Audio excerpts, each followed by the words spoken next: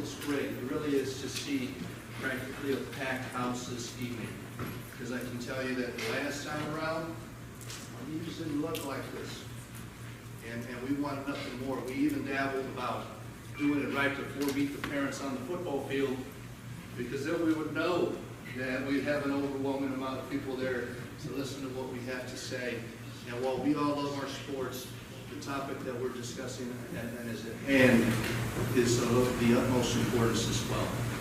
And for those of you that don't know me, I'm Gabe Zamora. I'm the superintendent for the school district since June of last year.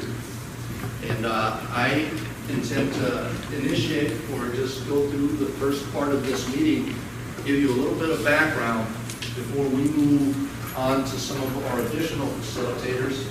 I do have Mr. Mike Rhodes here this evening from Claycomb Architect Services, and they are a new firm that the district is looking to work with. The district for many years has been with Park Hill, and at this point we are just looking to maybe go a different direction.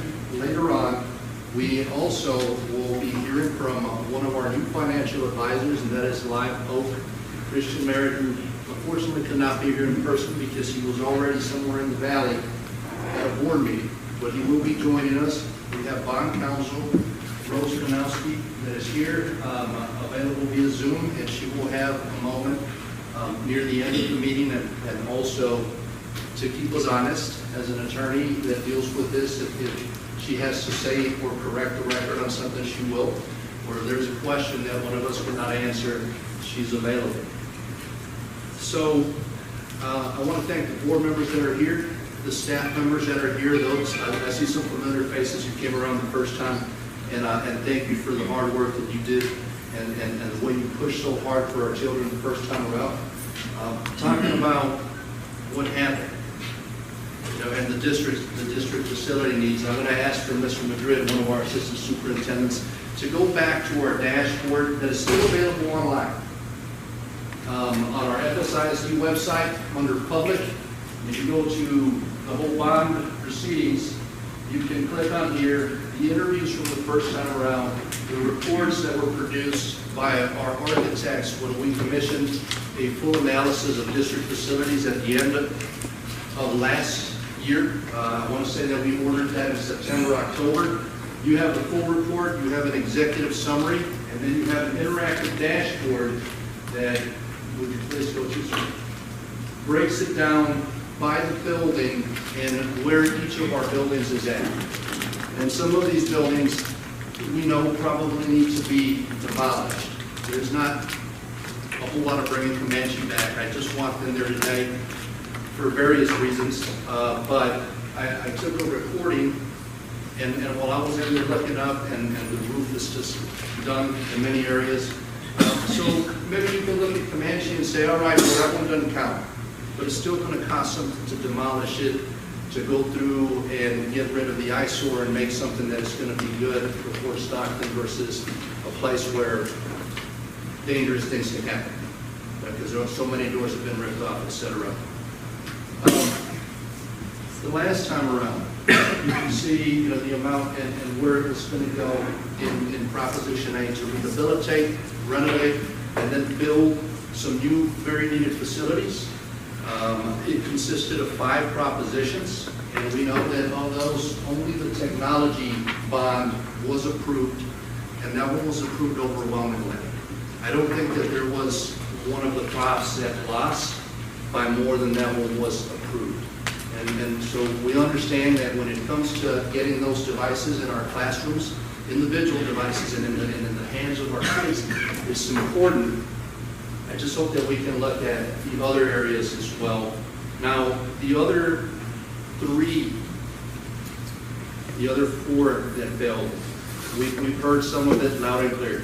The rec center, at this point, I've had discussions. If you saw the newspaper, I was at the last rec board meeting, and the county is not in a position to support a project right now. And they're saying it has to do with the hospital. The city has had some unexpected things, something with the old dump being shut down, along with some other things that have popped up. And here we are making a promise as a school district that we are looking to stagger, if the bond were to be approved, the money so that we don't have to increase the tax rate. In fact, we hope that even if the bond is approved, we can work towards decreasing that tax rate. Currently, in the next newspaper, Ms. Maria, the proposed tax rate for this coming year will be announced, and we are looking at about a 3-cent reduction. Once again, and I want to clarify one thing, this 3-cent reduction has nothing to do with the propositions failing. Nothing. This has everything to do with the property values going up, and us on an annual basis saying this is what we need to collect to pay off our debts, and then based on what the state says that we have to collect for our kids and to send money back. So we're not looking, although you will have the option to say, no, yes, we do want to do it, but we're not looking at a rec bond really at this point. And despite the district now having 30 units in the form of the Spanish Lodge 19, and then 12 dual, duplexes.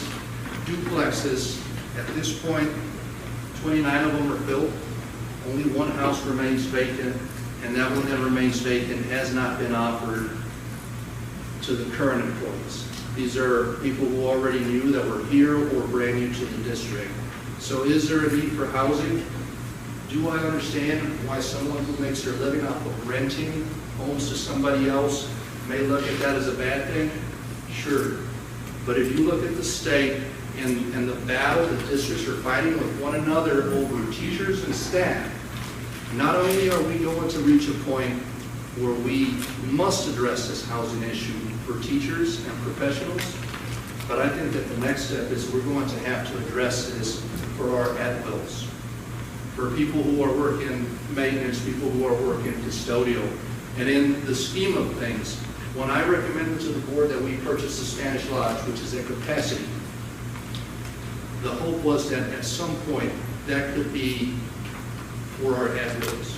We're fighting for employees left and right, and really, at this point, to be at the point where we're at, this, our campuses, our teams did a heck of a job in bringing talented teachers in and talented staff. Losing the amount of people that we lost with Coach Peter's departure and other reasons, maybe me, but I'm the one. Okay, I'll take it. If me asking you to do your best for our kids is what drove you away, great. And I challenge anybody to come up to me or come forward with evidence that shows where I ever did anything to any staff member that was offensive or over the line, outside of asking them to step up and do what's best for our kids. So what that leaves us with are 2 propositions. Proposition A, which consists of all of our facilities, maintenance, and renovations that have to take place.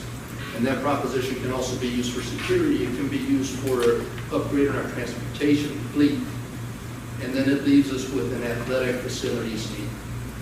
Now, I'm Hopefully you're on the same team as me, although it was sad to see Coach Peters leave. I'm excited at what Coach Hickman is doing and the direction of his ideas and just how hard he is setting an example for our kids. And it's a need. It is a need. And that's what Mike Rose is here to help us with here momentarily when we reach that juncture.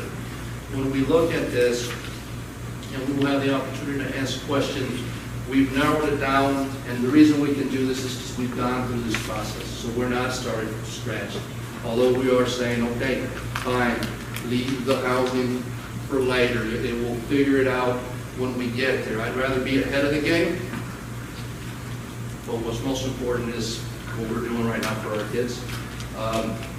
You can see district-wide safety security upgrades and the CTE. If you keep up with the newspaper, you know we're already doing this. But it's patchwork.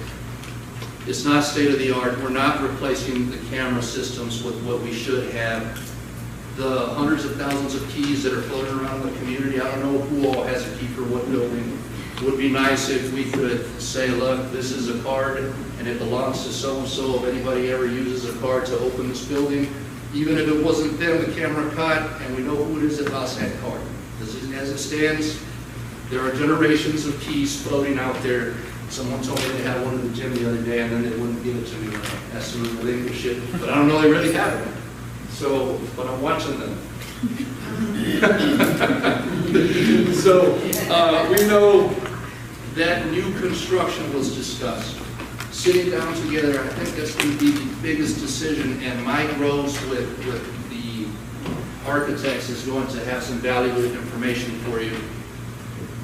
A campus has been discussed. Way back in 2018, when the bond filled the first time, was it 2019, 2018, whenever, 2018, 2019, they said we were going to build a new intermediate because 3rd, 4th, and 5th grade would be placed in that campus, and it failed. There was a need at that point prior to the realignment that has already taken place. So what we have to decide is it a need or is it a want, and how much can our bonding capacity allow us to renovate, repair, and also look towards the future to build what is it that we need. So that's the part, and with the inflation going up, money losing value, with us having to stagger just how much we can draw down, which the last time around, the numbers, and this was a little bit more, we were going for a $110 million bond, we had not yet paid off what we're looking to pay off this year. The bonding capacity without having to adjust anything was somewhere in the neighborhood of $39 million the first year, and then year after year, it was reduced.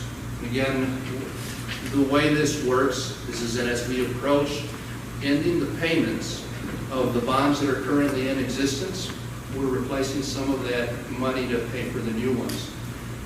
The local option homestead exemption. Mr. Mike, I think in our discussions we said there are 50-something districts that still offer that.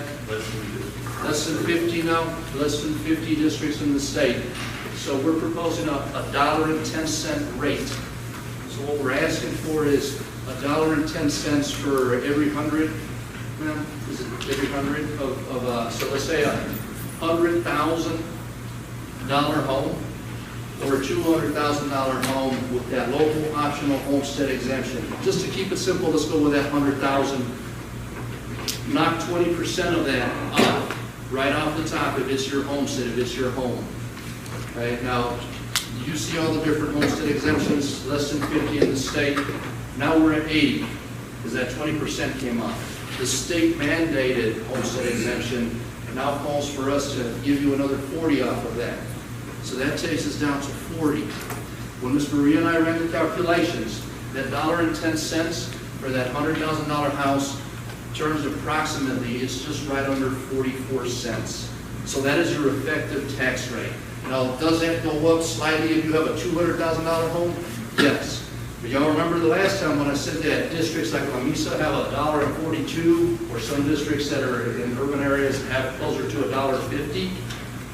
And we're talking about $1.10 with the local optional homestead exemption. So even lower the amount of taxes, and yet, because we are industry heavy, and it's more the businesses that are paying some of this load, we're in a spot where we can fix our stuff up, have our fund balance to use for innovative practices to help our kids and each other, and to continue what we started this year, because it's not going to stop. We may have been the first district in our area that said that we're going to really reward our teachers who are fully certified, but others will look at what we're doing and they'll say they've had success, and we need to be moving on to the next step from there. So I'm sorry I went this long. That covers everything that I have to cover. Mike, if you would please at this point take over, and if there's anything that you need from the individuals that are online or myself, this guy does it all the time, so he's going to be better than me. Thank you, Mike. Thank you, sir.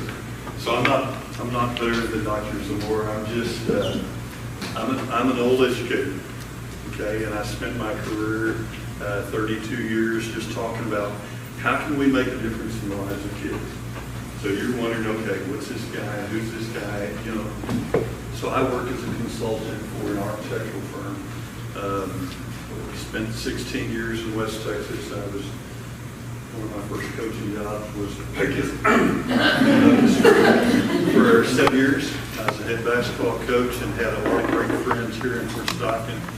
Joey Franco, Manny, and most of those guys are people that have been as part of my life. And I was high school principal in Andrews for 7 years, one of those other guys. But since retiring, my wife and I had the opportunity to continue to stay plugged into education. And we train teachers, school leaders, work with communities all over the world.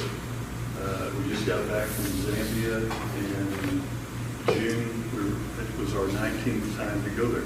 And we talk about there, Guatemala, and other places here in the United States, with people that we partner with, what do you want your schools to look like? You get to decide. If this is about money, then it's about money.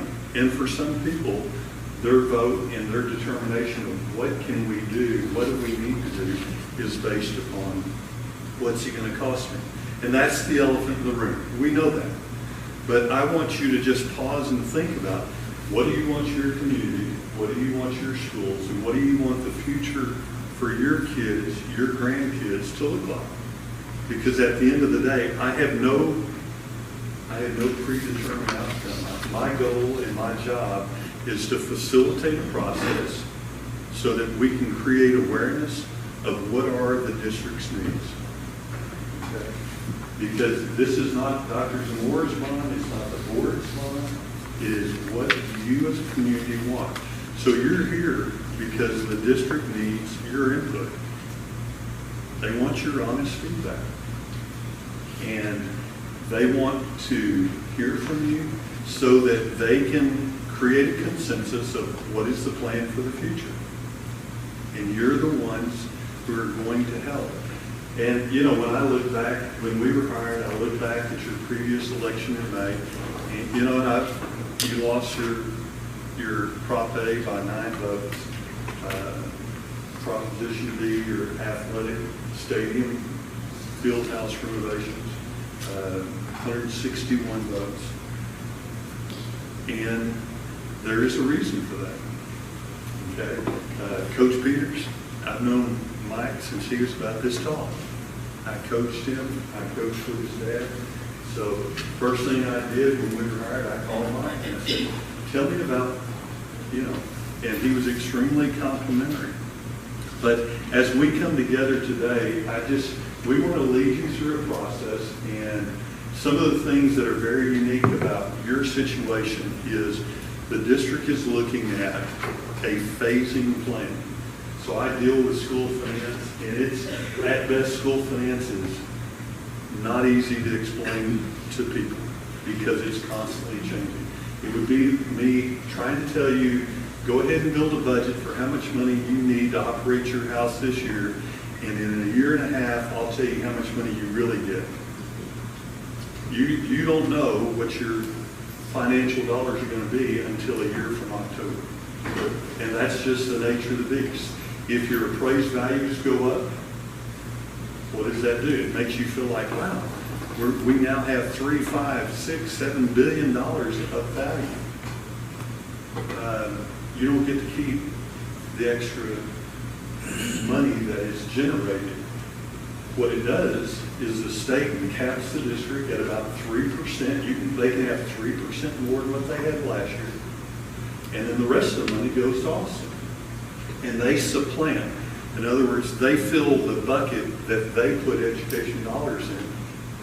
And it makes it then look like, hey, we're funding public education. They have over $26 billion in this bucket just from this last biennium. So it's a complicated process. So what we don't want to get in the weeds of this is about money.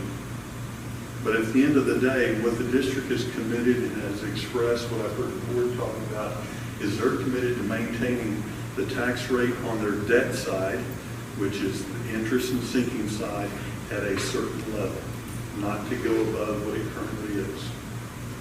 And what that will allow them to do is that as they will be able to issue a certain amount of bonds next year, the following year, they'll issue more, but it keeps them at that is it 30? Tax rate is full commitment, so nothing above the 110, if the 110 is approved. So nothing above 110. And what that will allow the district to do is they'll have a 10-year period that they can address the identified facility needs that you submit to the district and that they are committed to addressing. So in looking at your previous bond, you fell by 9, and the conversation has been that needs, Title IX, safety and security needs, and how do we address the facilities that you have to prolong their life. One of the other elephants in the room is, do you need a new facility, a brand new building? You can renovate anything. Okay? What is the best usage of your funds today and for the future? The realignment of grades, that's always a tough thing. I've been in districts that have done it. I've been in districts where they realign attendance zones for elementary schools. That's even more painful. But those are just side issues. So we want to be cognizant of the time that we have with you. We've got about 35 minutes. And we just want to help you understand and solicit your input through this process. You know, the recommendations that the board and the superintendent is presenting at this point and what were part of the May bond, they were the result of parent feedback, teachers and staff in buildings, facility maintenance directors who see what the needs are, and as well as the campus administrators. And that was kind of how that came up. The biggest challenge for any bond consideration is you want to know the plan. What is the plan for the future? And that's what we want to help in this process accomplish.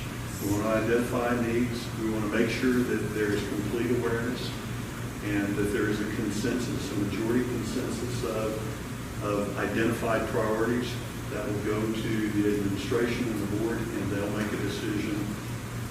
And they've got till August the 22nd. So they've got about 2 weeks before the deadline, should they decide to call a November election. Okay? So, questions that you may have right now before we jump into this. If you have a question that's kind of coming on your brain, somebody else does also. So I always tell my wife, thank you. So how much would it cost to tear down the convention? So About demolition. Yeah. So I want to say we had talked that demolition of that building is somewhere in the $300,000 to $500,000. It's so when we throw out a number like that, you're probably like, what? So it's based upon contractors that'll do it. And If I may, just please. that amount that he mentioned is accurate if you were to do it with the county as the agent that assisted us. But the bids that came in prior to my arrival range all the way up to, I think, 800,000. So that number that I quoted is a Schuster in my conversation. I mean, because that building's been sitting there for years. I mean, and what are we gonna do? Let it sit there for 50 more years? That's property that could be used. I mean, I know that that's an expensive demolition, but So I think, you know, it's, do you think it needs to be remodeled, or do you think it needs to be it demolished? can't be remodeled. I went to school there, I can't be remodeled. If I could be remodeled, Yeah, that would be. I'm not gonna go there. I've been married 41 years, I know what I'm being. You know, and so that's a local decision, that if you as a committee feel like that needs to be demoed, that needs to be communicated to the board. Okay? Other comments or questions? So my wife, I always tell my wife, we do training, and she'll sit over there and I'll go, if something's on your head, in your mouth, you need to speak. So if you're thinking something, this is the time. One of the things that I've heard that the bond failed, that Proposition 8, that not everything was listed, it was just a number. So when you come in and we do go forward, is everything going to be, people use visual stuff. We're going to show what areas we're going to cover in each and every campus. So you can do that. Oftentimes, so I work with districts all over the state of Texas. I'm out of Fort Worth. And typically, Rose Konusky is on the Zoom. She is the legal counsel, bond counsel. She's the attorney that advises the district.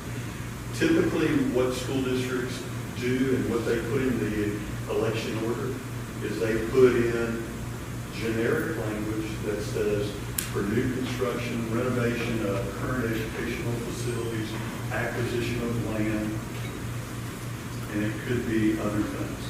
But most of the time, it's pretty generic, and the reason they do that is you don't know what the market's going to do. Like, who could have foreseen 18 months ago we were looking at 5 to 7% inflation, and now we're looking at 2% a month is what we've seen in school construction and just general construction all over the state. And we rely upon builders and, you know, construction managers or CMARs to give us what's it going to cost. We're building a school in, you know, in Valmarais and other places, so we can look and see what the cost per square is. So the answer is you can do that. You can provide. Typically, I would recommend to the district and the board that they list, here are the proposed projects that, and you put proposed projects because you don't know what the economy is going to do. So, and the board's committed to prioritizing, addressing these issues, these facilities. So it's almost like a wish list. I mean, you know, it's not a wish list. You build a bond budget, for example. It's like when you arrive at a number, you don't just pick the number out of the air. You look at what is the actual construction cost, what is the inflationary cost, what's it going to cost us for money. I mean, interest rates from 18 months ago, they were 2.05. Now they're 4.5 to 5 is what they're telling us on the bonds that are currently being sold. So we're trying to be very transparent, very honest and open about here are the projects that are the district is committing to address. They're now, you know, and typically they don't go out for other things. Yes, sir. There are over 300 pages of detailed assessment on that same website that detail the 56 million, right? And then there's a summary, and then there's an actual report that shows all the facility needs, and that does not detail this building right next door to us. I invite everybody, before you leave, walk up to the third floor of this beautiful building. I'm not counting the rocks that are blocking the windows that I wish I didn't have. Walk up to the third floor, make your way down to the second, so that you can see what some of our facilities have become. Is that good? See, and now, this obviously wasn't enough, so we would like some representation, some models, some things to say, look, we can go in there, but the 300 pages maybe was too much. Can the architects assist us with saying this, you know, which we made an attempt at, but. I challenge people in here to tell me what they heard. Because I heard, as far as from, I didn't know, I never saw it. It was only on the radio, it was only on the paper, it was only in the website, and still, I didn't know. So how are we able to, that's what I heard. The other thing I heard, it was too vague. I didn't know, whatever. So that is the things that I want to see how we're going to be able to go forward by educating everybody and showing them what they want, what their money is going to buy, what a dollar is going to buy. Yes, sir. Renderings, Pecos has a really nice rendering, Mon has a real nice rendering of what they're gonna do with the money. So, What they plan to, at least, and I caught a lot of attention, I talked to some board members in both places, and they said, people wanna see what, like, what he said, people wanna see what they're gonna pass. You know, kind of like what you said, it's like, give the legal answer, but to me, it's not good enough, because, well, people ask me, well, how many buses is this gonna buy? And I turn around, I'm like, I don't know. People wanna say, hey, they're gonna get 4 buses, they're gonna get this, they're gonna get that, and it's gonna look like this, and it's gonna look like that, so. So I think what I'm hearing from these over here, anybody else over here? Yes, sir. I think it's going to be very important that the people did we open the facilities for people to have meetings like an Alamo, the Spread Beach, to see what it looks like. And I didn't see that. Then I see the board members opening, having meetings with the community. Didn't see it. you know, And in other words, in each of the facilities that were going to be renovated, were the facilities open so that people could see, oh my gosh, look at here, this is what's going on. This is why we need to have the money. And were there focus groups for the people that voted against the proposal? Why? Why are people voting against these proposals? Are we having enough public meetings? Because right here, if I look around here, There's 8. I see a lot of people who are working for the district, but members of the public. We need to reach out to those people. how many members, who doesn't work for the district right now? There's 8 people. See? And you're correct. I came last year for the first conversation, and I was highly encouraged walking in today because there are so many more people in the room. So I think that it's a sign of people wanting to step into the conversation and wanting to be able to know more and have more information. So I feel encouraged by just this next step. I do think that there's opportunity for feedback, and when I walked in and I saw this, I was excited to say, oh, asking for feedback, let's prioritize some things, let's build it in a way that gives community voice, and then just following back up with communication through various avenues. Like, the paper was good for those who read the paper, the radio is good for those who listen to the radio. But being new to our community, I feel like we function heavily on Facebook, and having visuals and graphics and that little data bites that we can share out, I think that would be really helpful.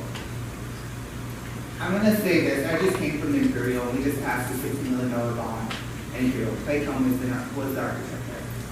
You're right, it's a lot of our education, but it takes us as educators to be educated about the bond and sharing that information with the public. Because when we had our open house over there, we had about 8 community members, and there were about 50 people there, but the rest were employees. But it took us employees to go out and educate everyone else to make sure we're telling what exactly the bond's for, how it's gonna improve our, students and everything else. So I see how it is here, but we can do it if we're all talking the same game too, to educate the community more about why we need this bond. Also, today I was listening to the radio. I did not hear about this meeting on the radio. It wasn't in the paper either, in the Pioneer today. I didn't, So I what went I back and think- looked at it before I came to the meeting, and I did not find it. It's there after. So if it's not, I'm not going to the public, in the Spanish, station, was it put in there? Probably not. But the paper tonight, the thing for tonight was, but not this meeting. So I will tell you, if people do not know the plan and the details of the plan, it's hard to get people to say, yeah, I'm for that. And that's, we were not involved with the district at that point. And I can assure you that it'll be different because you'll see me, I'm working in Marfa right now. I'll be working with Bond, they're calling it next week. So if you follow the Bond, you'll see me on it, and we'll just talk about how do we inform the public? How do we create awareness of the needs? And it is. It's so important to get people into the buildings so they can actually see what the condition, what the needs are. Otherwise, they're relying upon, somebody to tell them. People don't go to the website looking for information. They just don't. We help design websites for districts. We put in tax impact charts. But the only people, they don't go and look at it. You have people who are going, it doesn't matter what you do, how many flyers you send out, and how many informational brochures, and those will all be part of the process of how do we inform people of what are the proposed projects. Now, renderings,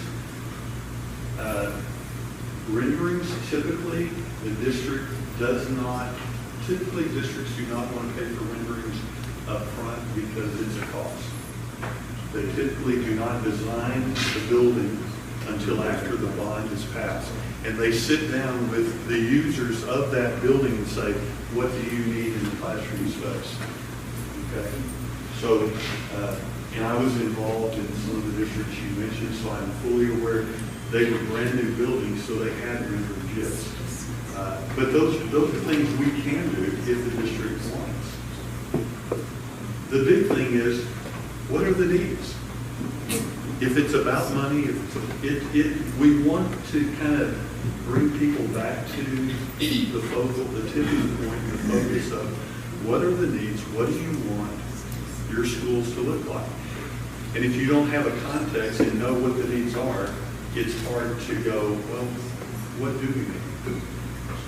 Okay.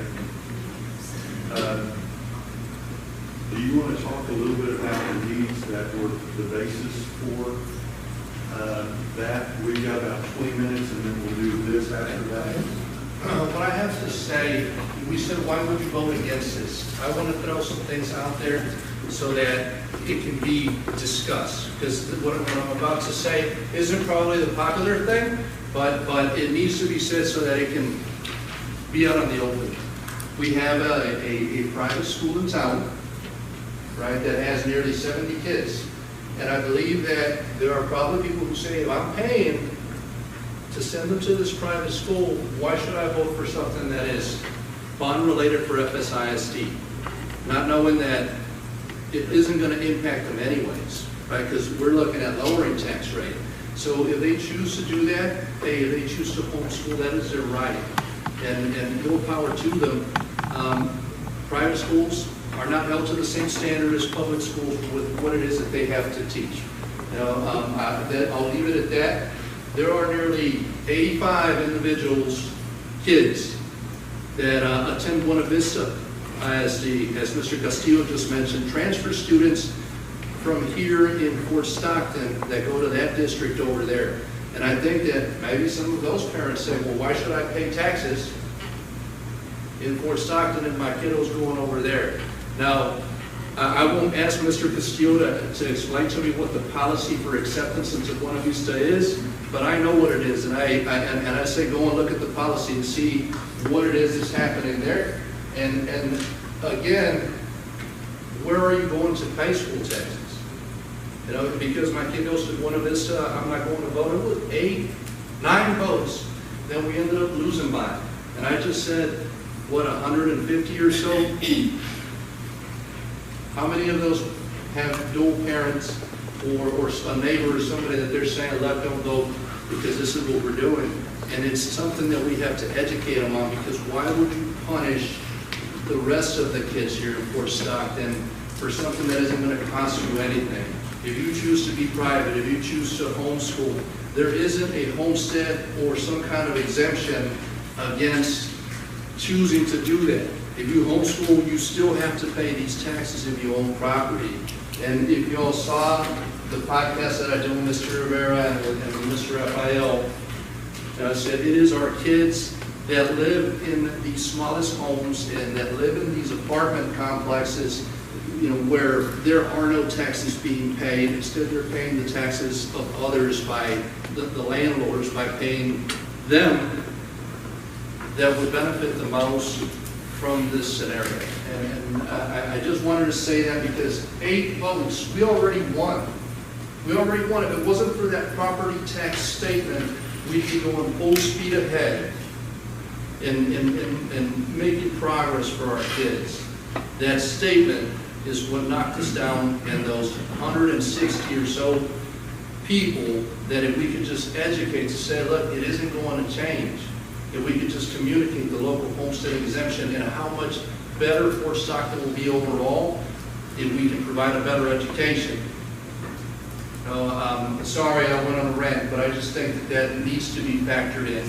And that isn't me casting stones at people who choose to go elsewhere or to go private, but don't punish our kids that choose to go to FSISD. Dr. Zewert, do you want to talk briefly about the academic priorities that were part of Proposition A? I know we've talked about the renovations on buildings throughout the district. The career and technology programs, the expansion, I was in the hospitality class the other day. Those young ladies were so excited. You need to go check out what our maintenance guys have already been able to do. What we're doing with AutoTech now, and what our juniors and seniors are looking at. Saying, okay, well, now I get to do this.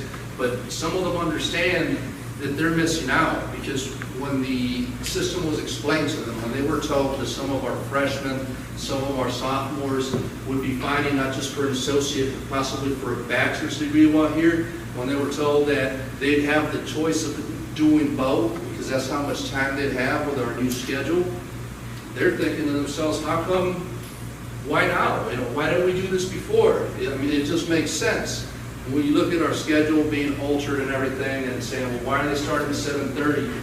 Well, when you figure out that you're done at the end of the day because you've already knocked out your practice and your band and everything, all of a sudden it starts to make sense to our kids. They're understanding it. I don't want for it to be patchwork. And the plan was to say we were going to renovate everything. The FFA, Ag Science, career technology, state-of-the-art. I spoke with some parents who were upset. They bashed me, they bashed the board on Facebook, on social media, saying, why don't they care about FFA? Why don't they care about Ag Science? And I'm like, we care so much that we wanted to renovate it completely. The Ag Science, barn to build something that would be worthy of our kids in the community. 9 votes. I just wonder how many of these things sunk it, because we decided that we were going to be negative. And in that interview I said, you know what, it doesn't matter, it ain't about me. It isn't about the board, it is about what we're trying to do for our future, for our kids. And these things are necessary. You can see the pictures, and I was joking with Mike before this thing. I said, I've seen some shows where they're on the street and they say, well, what do you think about Proposition 29? And people are like, oh yeah, there's just not enough information. Oh, I think it could be improved some. And it was just something they made up. but it's just our nature that we don't want to admit we don't know about something, or we weren't paying attention. Well, here we are, we're standing for our kids, and we're saying, pay attention now, please. Please, vote for this thing. Right now I can say it, so anybody who says, oh look, he's saying vote for it, vote for it. The proposition is not approved. You know, what more can we do? I mean, if y'all want me to say that I'll resign at the end of the school year in order for y'all to do what's best for the community, I'll do it. Because that's what I'm here to do, what's best for our kids. And I'm not worried about, oh, a job. So start the petition, say, okay, this is what it is, and see what happens, because I will. That's not a problem, and forgive me, you know, sometimes the passion comes out a little too hard, but I'm just saying, it's worth that much. I think I'm very good at what I do, but the bond trumps me. It does. So a big part of the number is also safety and security. You know, unfortunately, our schools are not, we don't go to school in the same world that we all went to school in. You know, early on in my career, kids brought their, you know, I drove to school with a shotgun across the gun rack in my vehicle, and so did they when I was teaching. Unfortunately, that's not the same world. So a big part of this is safety and security of the roads. It's changing out the mechanisms that lock every building so you can automatically lock buildings down, so you can see what doors are ajar. That it sends an automatic message to a control panel. It also gives you the ability to have key fobs. You don't need keys. You know, if law enforcement needs to get in your building, they have access immediately. It's safety vestibules, for example, in a lot of your campuses. Once you get past the front door, you're in the building. You're where the kids are. You know, and throughout my career, my biggest fear has always been, how do I protect my children that are in there? My own children. My wife is a teacher. How do I protect them? It's becoming more and more of a challenge. And all the research and all the conversations statewide and nationally is, how do we create layers of protection? How do we ensure that we can lock our classrooms down? And it's sad that we're even having to have this discussion. This is a major component of that.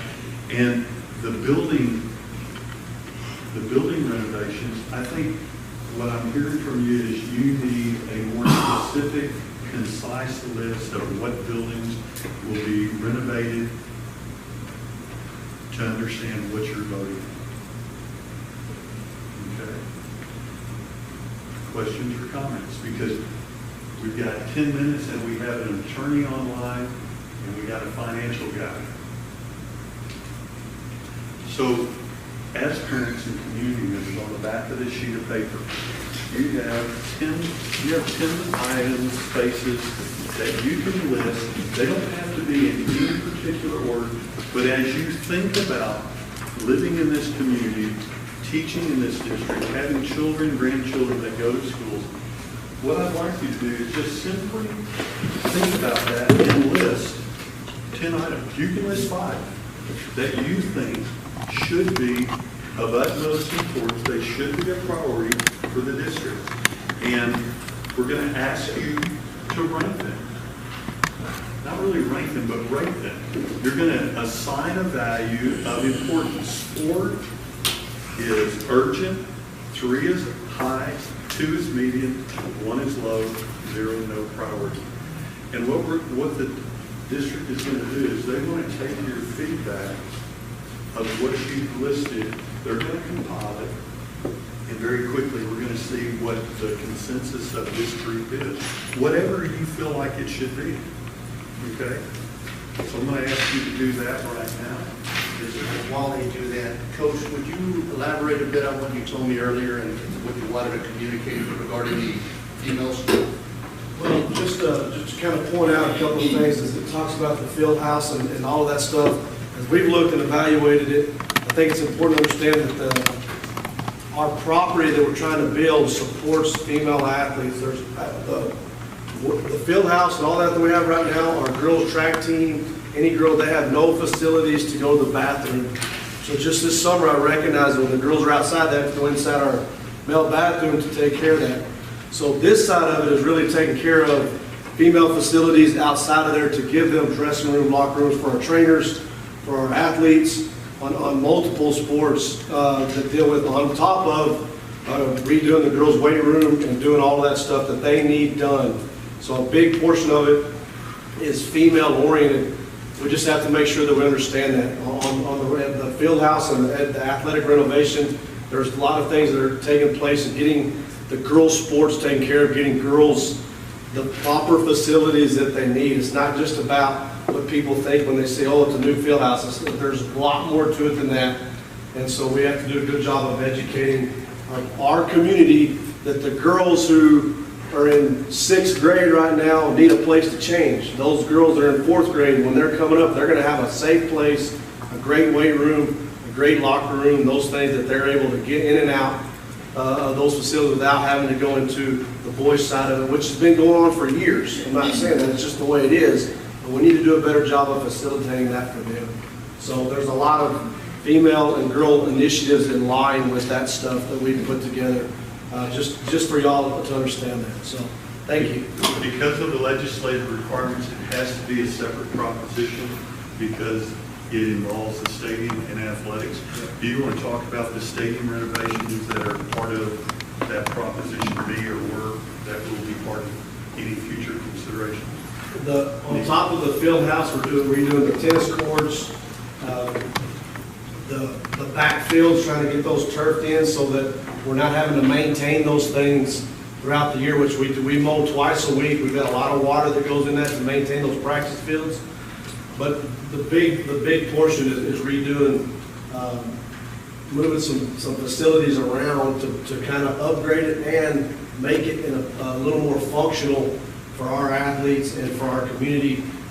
As you guys know, if you drive around our athletic facility, it's beautiful, but there's one thing that hasn't been touched, and it's our field house. It's the exact field house that I played at and dressed at when I was here. There's a lot of electrical issues, a lot of things like that, so we're trying to get away from those money pits that we're sinking money into. Even our showers right now that we're dealing with, having to find parts for those showers outside of that. But the rec center, all of that stuff, being able to redo that. So I'm asking you to fill out the paperwork, and if you'll just pass it to the end of the road, off the line, pick it up. We'd like to give the roads, would you like to talk about timelines and legalities of what this group needs to be aware of? Good evening, everyone. This is Rose Kaniski. Thank you for allowing me to join via Zoom. The district has until August 22nd of this year to call a bond election for the election to be held on November the 8th, 2022.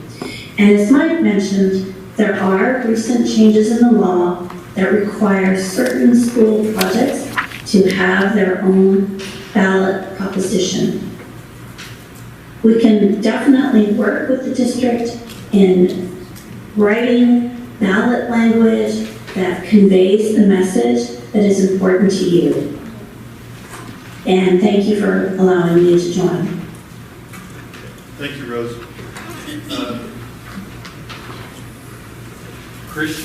Is Christian Merit still on? So a lot of conversation has stemmed around how can the district keep the tax rate flat and still go out for, the last one was over 100 million. This would be, if you just simply do the same project, you're looking at somewhere around 100 million. Christian, would you like to address that? Yeah, it's fine. And I appreciate you having me as well. I'm sitting in my car in the parking lot of a school district in South Texas right now, so if my technical acumen is not as good as normal, I apologize for that. I do have a little presentation I'd like to share, just real quick, kind of showing some neighboring district information to put into comparison of what Fort Stockton ISD looks like. regarding the taxes and how that affects taxpayers. So, just to kind of start, this is the historical tax rate, the Fort Stockton ISD, including the two different sides of the tax rate, which are the M&O and the INS side. Since 2016, the district has reduced its tax rate by about 16 cents. If you remember back in 03, 04, 05, it was significantly higher, as high as $1.64.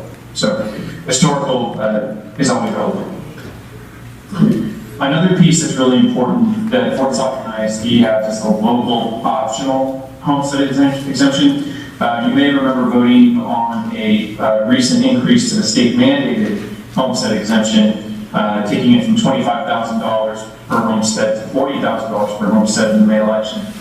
But this is an optional homestead, which is specifically adopted by individual school districts. And Fort Stockton ISD has done this at the maximum level of 20% is the state maximum that you can do for that. And that is Fort Stockton ISD has adopted to provide their taxpayers. So it's an additional 20% off your tax rate in addition to, or the taxable value of your homestead, in addition to the $40,000 fixed homestead of the state. So the next slide I'm going to show you is neighboring districts and accounting for the 20% local optional homestead. So I know this might be a little bit small for y'all as you're looking at it. On the left, Almaray, followed by Grand Falls Royalty, Buena Vista, Alpine, Carroll County, Lyons, Wichita, Vegas, Fort Davis, Marathon, Fort Stockton, and the lighter blue, and then our Sheffield.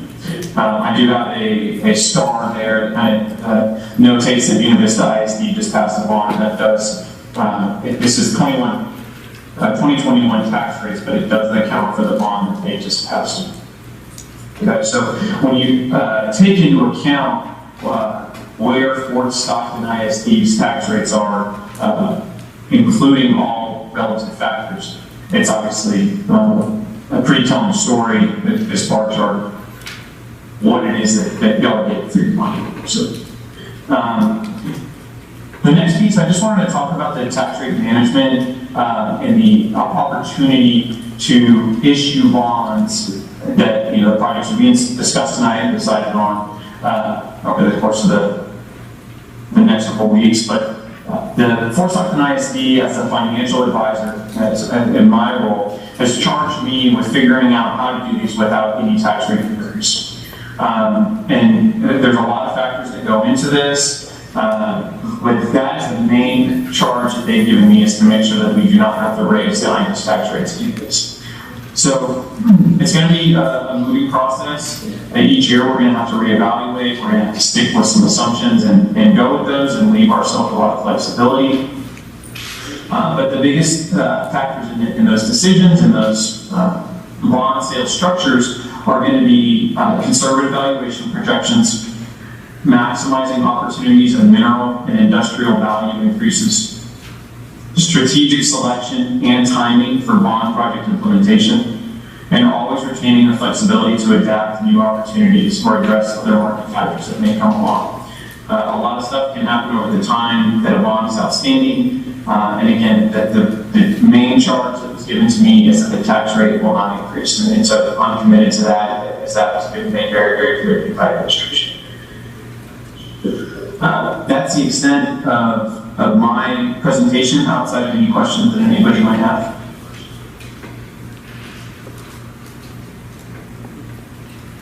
Any questions? How can we make that presentation more transparent to your typical citizen?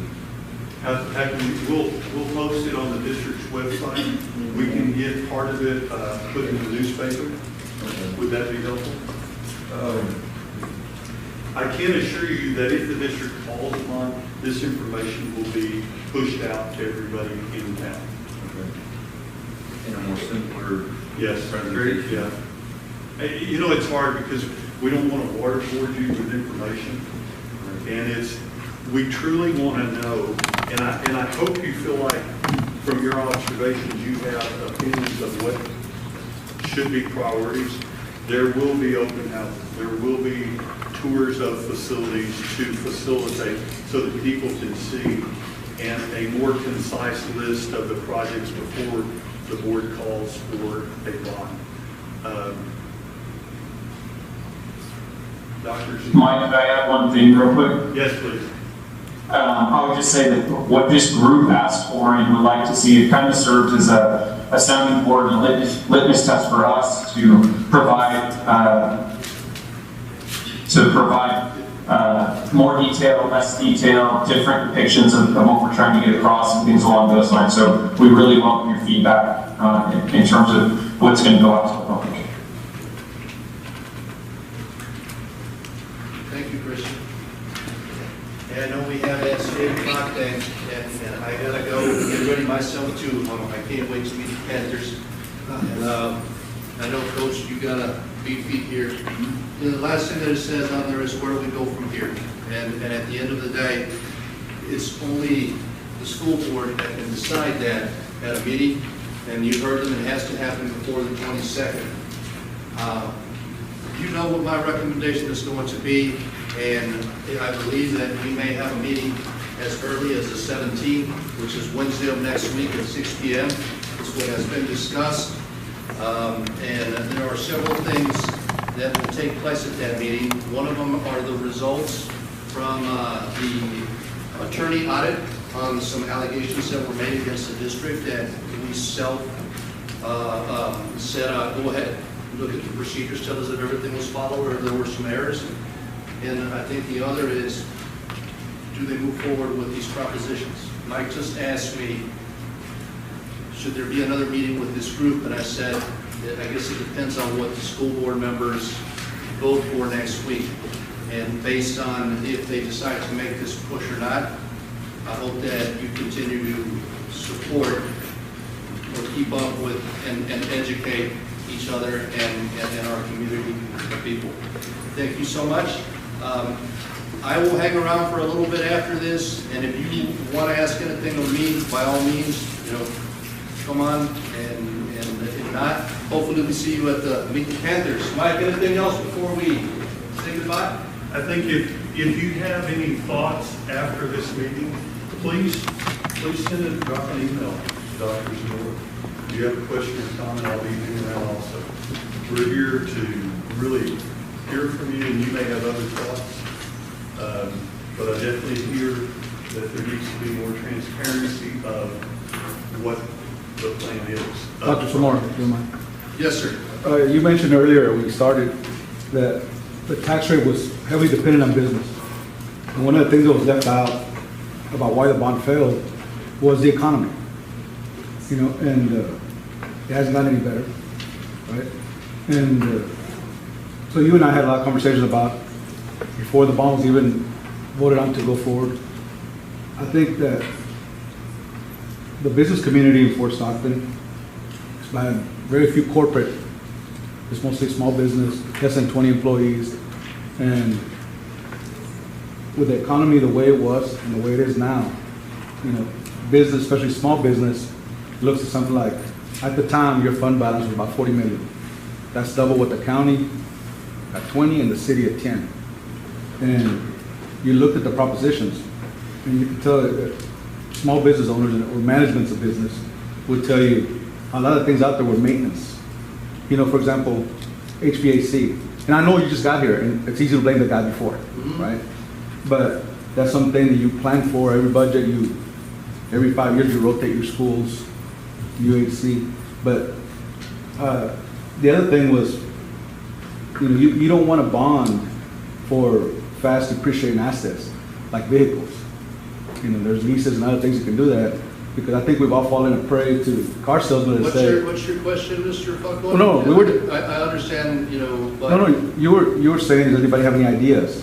Okay. And so my idea is for the board to look at that, and also, to be honest, we're all being honest in here, right? Uh-huh. To the big panther in the room, I think the letter, the Wake Up Fort Stockton letter, is the lady over there talked about not seeing enough on Facebook. I think you're gonna see a lot on Facebook, you're gonna see T-shirts with it.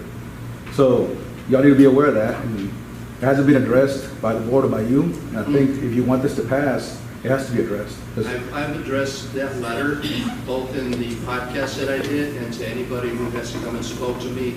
I talk about the letter, and actually, I think that is what was the catalyst for people to say what is going on. But to go back to the start, what you said, the district was not at 40 million fund balance, it was closer to the 30 million side. And the TEA recommends that you maintain a certain amount of operating expenditures, which we go through on a yearly basis. And the reason that the district had the fund balance to begin with is because of previous bonds that were passed that enabled for some of that money to be stashed away. But unfortunately, as you said, prior to my arrival, we did borrow against ourselves in the form of not repairing some of the facilities. So I believe that same election, the city had a maintenance proposal that was approved. I voted for it.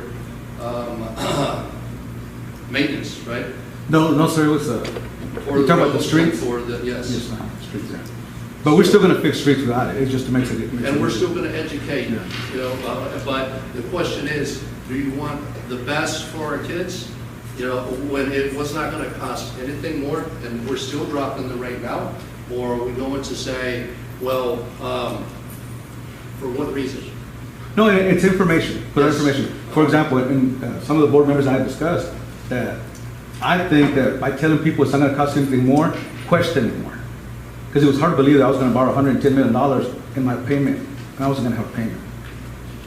And you and I discussed that, and I told you, I think you'd be better off if you told people it's gonna go up $1 than telling people it's not gonna go up anything.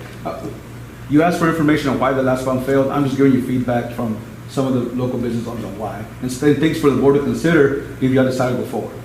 I'm not saying, Thank you, and I appreciate the information.